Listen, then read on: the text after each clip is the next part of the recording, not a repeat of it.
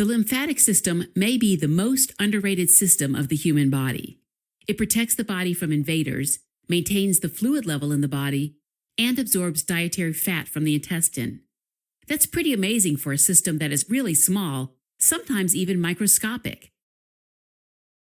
Now, the lymphatic system is composed of lymph, lymphocytes, lymphatic vessels and plexuses, lymph nodes, and other lymphoid organs.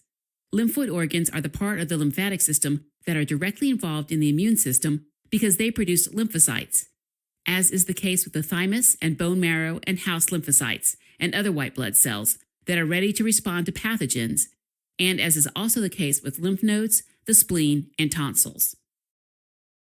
But we are going to focus on the role of the lymphatic system in returning leaked fluid into the blood, so let's start by turning our attention to lymph and lymphatic vessels.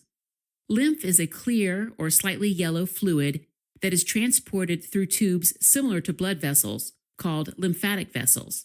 Now, you may be wondering, where does this lymph come from? Well, it all starts at a network of tiny blood vessels called the capillary beds, where nutrient and gas exchange occurs. During this process, around 10% of this fluid is lost and ends up in the extracellular space, which is where the lymphatic system kicks in. This fluid will be taken up first by lymphatic capillaries, which are small, porous capillaries throughout the body that form lymphatic plexuses.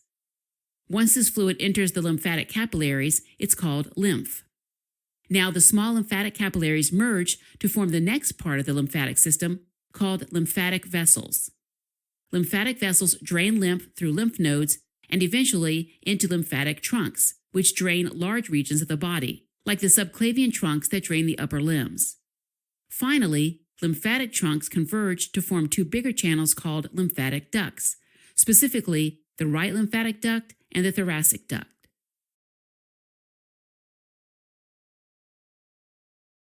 The right lymphatic duct collects the lymph from the right side of the head and neck, the right side of the chest, and the right upper limb.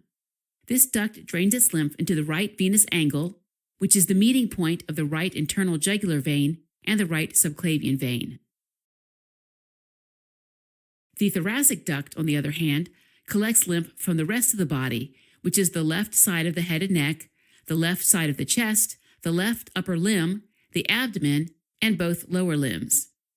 The thoracic duct begins as the cisterna chyli, which is a dilated sac where the lymphatic trunks carrying lymph from the lower limbs, abdominal viscera, and the pelvis converge. The thoracic duct travels through the thoracic cavity and eventually drains into the left venous angle.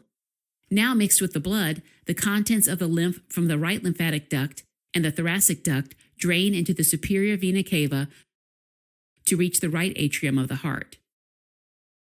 Now, as lymph travels through lymphatic vessels, it encounters lymph nodes which filter the lymph and check to see if there are any foreign invaders the body needs to attack. Typically, lymph nodes lie close to each other, forming groups that may lie superficial or deep within the body. Let's start with the major lymph node groups in the upper body. First are the cervical lymph nodes, which lie on both sides of the neck, and the posterior mediastinal lymph nodes, which lie between the heart and the vertebral column. Next are the axillary lymph nodes, which are located in the axilla or armpit region. Further down the arm are the cubital lymph nodes, which lie in the cubital fossa on the anterior part of the elbow. The lower part of the body is also full of lymph node groups, which lie around the pelvis and lumbar areas. First are the lumbar lymph nodes, which are also called the caval or aortic nodes due to their proximity to the inferior vena cava and the abdominal aorta. Next are the iliac lymph nodes, which lie around the iliac blood vessels, and the superficial and deep inguinal lymph nodes, which lie around the groin. Finally, on the posterior aspect of the knees lie the superficial and deep popliteal lymph nodes.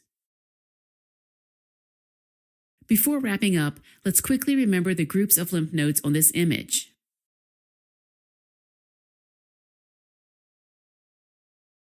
All right, as a quick recap, the lymphatic system absorbs dietary fat from the intestine, protects the body from foreign invaders, and maintains extracellular fluid volume by returning excess tissue fluid to the blood.